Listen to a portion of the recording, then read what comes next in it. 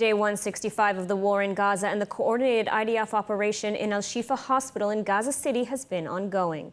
A Hamas leader was among over 20 terrorists killed and many others captured. ILTV's Steve Leibovitz has more. Israeli troops have so far killed some 20 Hamas gunmen during the ongoing raid at Gaza City's Shifa Hospital. Defense Minister Gallant said the troops turned the hospital into a death trap for the terrorists. Hundreds of suspects have also been detained for questioning. במהלך המבצע עצרנו יותר מ-200 חשודים בטרור והם נמצאים כעת בחקירה. חיסלנו יותר מ-20 מחבלים בתוך מרחב בית החולים. Speaking to troops, Defense Minister Gallant said the raid is another step toward bringing down Hamas. In this, we have taken another step to defeat Hamas, said Gallant. Another brick, another blow. This will continue and strengthen until we eliminate the Hamas organization and everything it represents.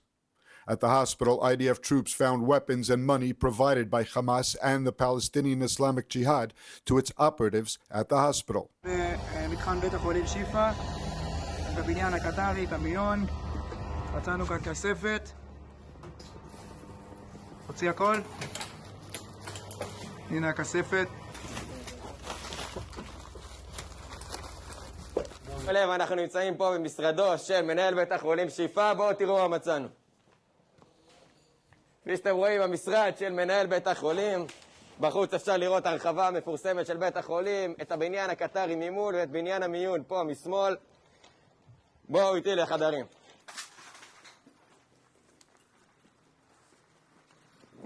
בסמוך למשרד המנהל, שני חדרים שנועדו לשהייה של מחבלי חמאס. בהם נמצאו גם רימונים, גם מרגמות, כדורים והרבה כספי טרור.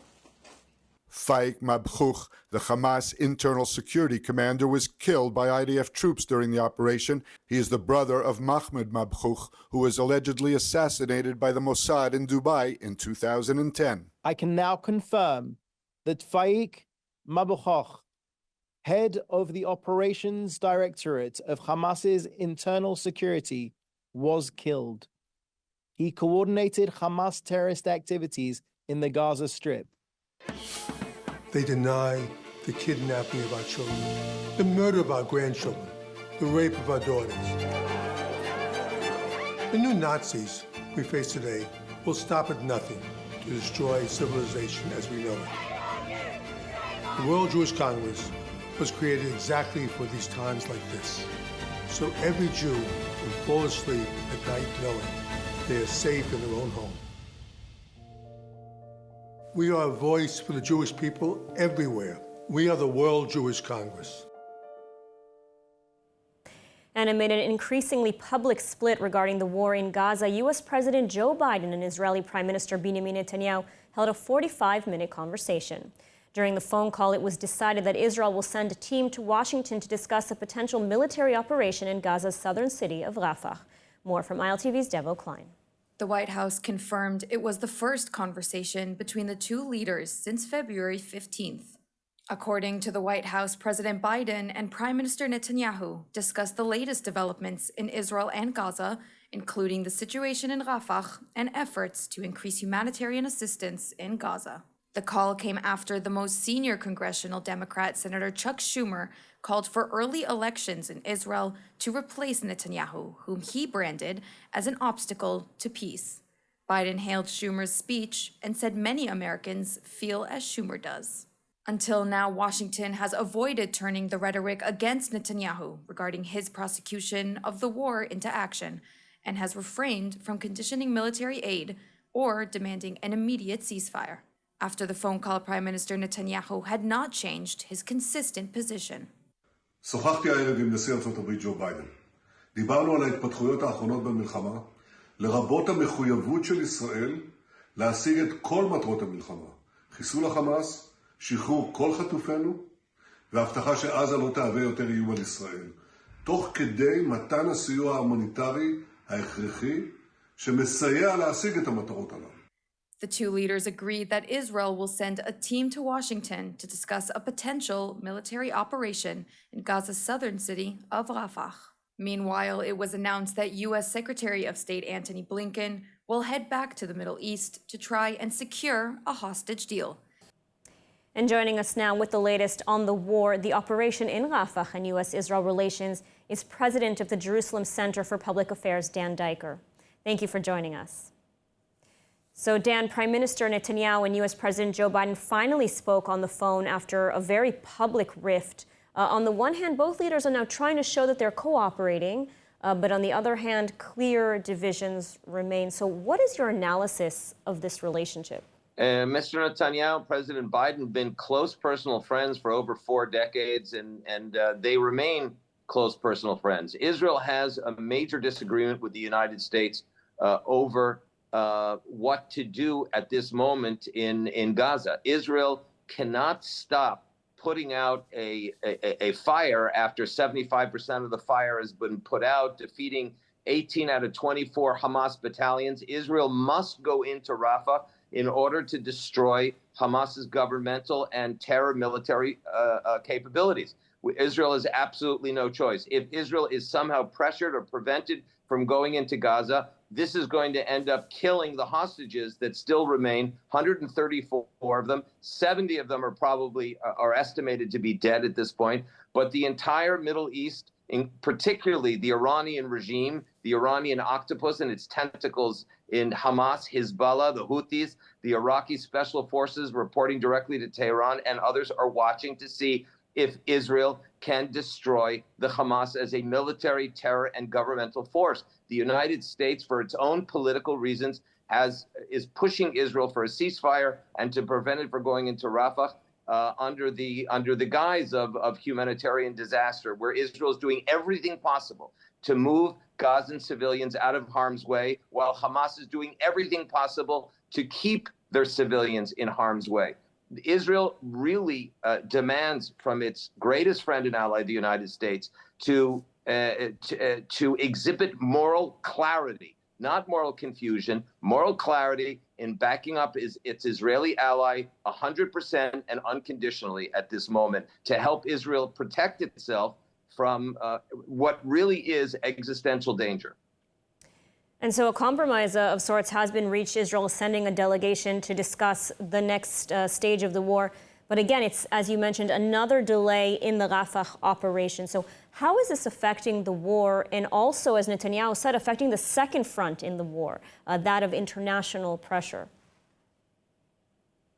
The second front of this war is deception and disinformation warfare that the Hamas has learned by its handlers in Tehran, in the IRGC, and they've learned it from the Soviets, from the Chinese, and it has become a major weapon in this war to destroy Israel, nothing less than to destroy Israel. And the international pressure is a result of Hamas's dirty tricks and deception warfare that has characterized this entire mass murder operation by what is a Hamas death cult since October the 7th. And even before, we fought 4 wars against the same Hamas regime. And now the stakes have grown much, much stronger. Israel, in my estimation, will complete the mission. They will go into Gaza. They will clear out this hornet's nest of terrorism that is being backed, funded, directed, and supplied by the Iranian regime. And then we will have to wait and see whether the Iranian regime is going to attempt to deploy its northern proxy, Hezbollah, over the northern border. This is Israel's fight for survival, and it needs its U.S. allies next to it, unconditionally supporting the only democracy in the Middle East that's fighting for the entire Middle East. And by the way, this is a message that we at the Jerusalem Center for Public Affairs have heard from no less than 12 Arab countries whom we are in touch with around the Middle East. They've said the same thing. It's the Iranian regime. It's not Israel the problem. Israel's the solution. The Iranian regime's the problem, and they back Israel's commitment and dedication to completely dismantle, dismember, and destroy the Hamas regime as a political and a military terror force. An important message. Dan, that's all the time we have. Thank you so much for joining us today. Thank you. Experience the power of truth with ILTV News. If you're looking for quality content and captivating visuals, join our news community and become an integral part of our team as we embark on a mission to unveil the real Israel. dismantling the web of lies and misinformation that surround reporting on Israel. By subscribing to ILTV News, you will not only have access to the latest updates, but you will also amplify our message, creating a ripple effect that carries the truth far and wide. Subscribe today and help reshape the narrative. Available on the web, Android, and Apple. And after Hamas rejected the last few offers, a new round of talks for the release of the hostages in exchange for a pause in fighting is underway in Qatar. Joining us now with the details is ILTV correspondent Rachel Safar. Rachel, thanks for joining us. Thank you, Lidar. So an Israeli team has gone to Qatar for another round of negotiations. All the previous rounds have failed, been rejected by Hamas. What can you tell us about this latest round? Yes, Lidar. So what's interesting about this latest round is that now we have the team that has gone to Qatar led by the Mossad chief, David Barnea. And we get from Israeli reports that Israeli officials aren't necessarily optimistic towards these next rounds of negotiations. They say that they expect that it'll last at least 2 weeks of these indirect talks. Now, we understand that what Hamas has requested in the last round of deals is that they want a multiple phase deal, where the first phase would actually be good for Israel. We would see the release of around 40 hostages, including female soldiers, the elderly and the wounded, and they would want the IDF to leave certain areas of northern Gaza. But on the second phase, they would want to see technically the complete evacuation of IDF troops from Gaza as a whole, and that would mean pretty much losing the war for Israel. So we'll have to see how the negotiations will look. And that's a red line that Israel's not prepared to cross. And, you know, I want to talk a little bit about the hostages. It's been 165 days. There are still 134 hostages being held by Hamas. You know, we've heard some new details recently in the Israeli press as well of the mother of one of the hostages about the conditions in which her daughter is being held. What can you tell us about that? Yes, so recently we heard from Shira Elbag, the mother of Liri Elbag, a 19-year-old girl that is still being held hostage by Hamas. Shira she revealed to the media, to Israeli media, on a conversation she had in November with released hostages that were released in the deal we had in late November regarding the conditions and the abuse that they lived through and that they saw her daughter being lived through as well. We understand that some of the forms of the abuse that she's going through is she has to cook for the family that is keeping her, and yet she cannot eat that food. She has to clean their house. She has to look after their kids, look after the kids of her captors. Not only to mention how she didn't even wish to mention the sexual abuse that she doesn't even want to think about as her little girl is there. And she appealed to Prime Minister Benjamin Netanyahu and to the government, stressing that they need to do all that they can to bring her daughter and the other 133 hostages home. All right, let's hope that we're able to bring them home soon. Rachel Safar, thank you so much for your report.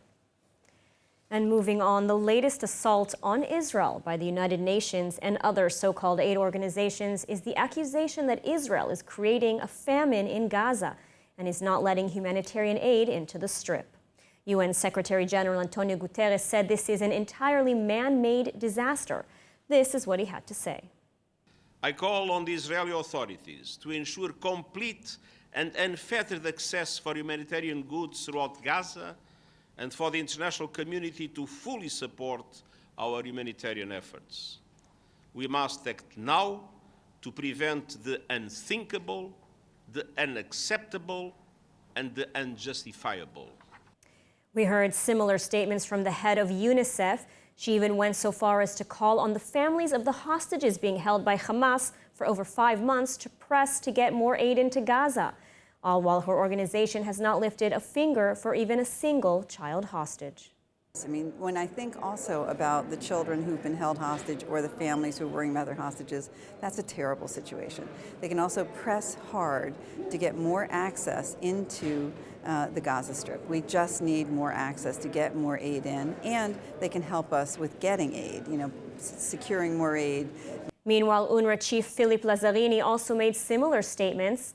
This is the same UNRWA which was defunded by countries worldwide for its complicity in Hamas terrorism and is now fighting to justify its continued existence.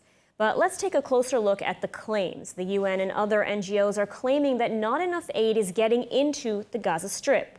But this is not factually correct. In fact, COGAT, the body responsible for coordinating humanitarian aid for Gaza, has said that more humanitarian aid is going into Gaza than before, by land, by sea, and by air. Since the beginning of the war, Israel has facilitated the entry of over 17,400 trucks of aid to the Gaza Strip, including over 10,300 trucks carrying over 218,000 tons of food. For context, the daily average number of trucks carrying food into the Gaza Strip before the war was around 70. The average in March has been over 150. He also said there is no limit to the amount of aid that can enter Gaza. So if so much aid is going in, what's happening to it? And why are UN agencies claiming there's not enough? Well, for one, we know that Hamas hijacks a lot of the aid that enters the Gaza Strip. It even shoots at Palestinian civilians who try to take the food. And interestingly, on social media, footage posted by Gazans themselves show an abundance of food in the markets in Gaza, casting doubt over the claims of a potential famine. The war in Gaza is a war that began on October 7th, when Hamas broke the ceasefire and brutally raped, tortured, and murdered over 1,200 Israelis. This terror organization is still holding 134 hostages captive. And Israel has repeatedly said the war would end tomorrow if Hamas releases the hostages and surrenders. But Hamas refuses to do so. Why? Because it has the backing of the UN and international organizations. So perhaps the UN and aid organizations who have done nothing to help Israelis should stop making so much noise blaming Israel for what is happening in Gaza, when Israel is doing everything it can to safeguard Palestinian lives and ensure humanitarian aid is entering the Strip. Instead, maybe they should start using their leverage and deep connections to Hamas terrorists to release the hostages and end the war. And moving on, Israel is fighting a multi-front war, a war against Hamas in Gaza, against Hezbollah in the north, and a war of public opinion playing out in the international media. And so joining us today with more on the media front and the international coverage of Israel and the war is the Executive Director of Honest Reporting, Gil Hoffman. Gil, always great to have you on our show. Pleasure being with you, Lidar. So we're over 5 months into the war. How is the global media covering Israel and Gaza today? It gets worse every day, Lidar. You know, as we get away from October 7th, it gets forgotten by the world, those terrible atrocities. Whereas among Israelis, it's as if it happened yesterday, because we live in a society that constantly focuses on this terrible tragedy. And we all know people who were either killed or have family members who were killed or kidnapped. For us, it doesn't go away, and for the world, it does, and for the world media, even more so. So even the obviously necessary background paragraph that says why this war began is too often left out nowadays. And is there still interest on the part of the media, you know, as we saw in the initial days and weeks after October 7th? Still interest in Israel in the war? There's always an obsession with Israel around the world. We are local news in any country, in any state, whether we like it or not. And so even though there are other conflicts going on around the world, there was something in one of the papers today about how Sudan has been forgotten. We wish at times that we could be forgotten, and we never will be. There are those who say the news is kind of plateaued because nothing is new right now. And because of that, perhaps there's a lack of interest. But the media outlets don't seem to be hearing that from their audiences, because they're not stopping. And now international media coverage on Israel has been biased, to say the least, since the start of the war and even before. And there have been many negative reports on Israel, and in numerous instances when digging deeper, you've found that Hamas supporters are actually behind these reports in the mainstream media. I mean, how is this possible, and what is being done to combat this? Hamas has had a strategy of using the media to advance its message and its cause to the world. This was proven by Ilana Dayan, the top investigative journalist in Israel, on her show Uvda, which is a top-rated primetime news magazine here. She revealed a Hamas document that meticulously planned infiltration into Israel, that Israel already had possession of in the spring of 2022, so it should have been prepared for this, but they obviously were not. And one of the things that this document said was that they would take advantage of the media. And so, yes, there were journalists who were friends with Hamas people who infiltrated into Israel that day, who knew that they were part of the plan, and there were plenty of journalists who didn't realize they were part of the plan but supported it, who infiltrated into Israel or who have really aided and abetted Hamas.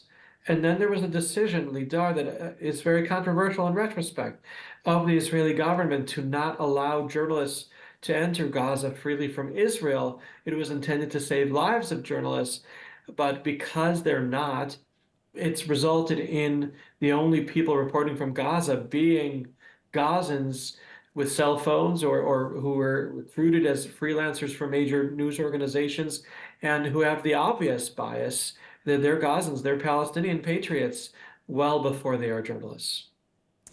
I see, and I'm also curious about how the media is covering the hostages. I mean, is this something that's being discussed, reported on? Is there awareness of the fact that 134 people are being held by a terror group?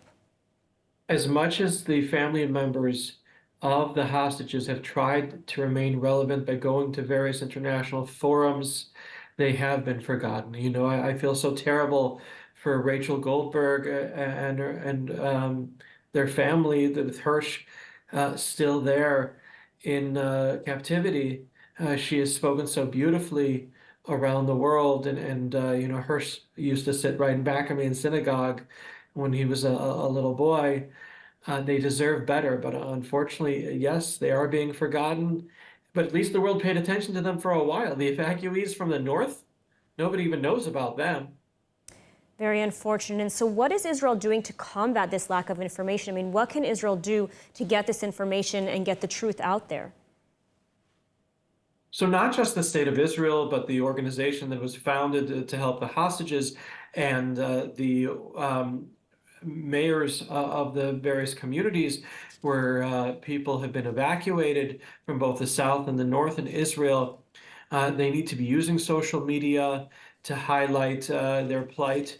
Need to be getting more and more messages out there. You know, today's International New York Times have a profile of Palestinians, ordinary Palestinians killed in Gaza, about children, about religious figures, about grandparents, humanizing them.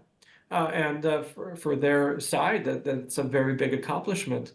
And we've had our share of accomplishments too, but too few and far between, and we need to have them again because the hostages have been forgotten and the evacuees were never on the radar of the world.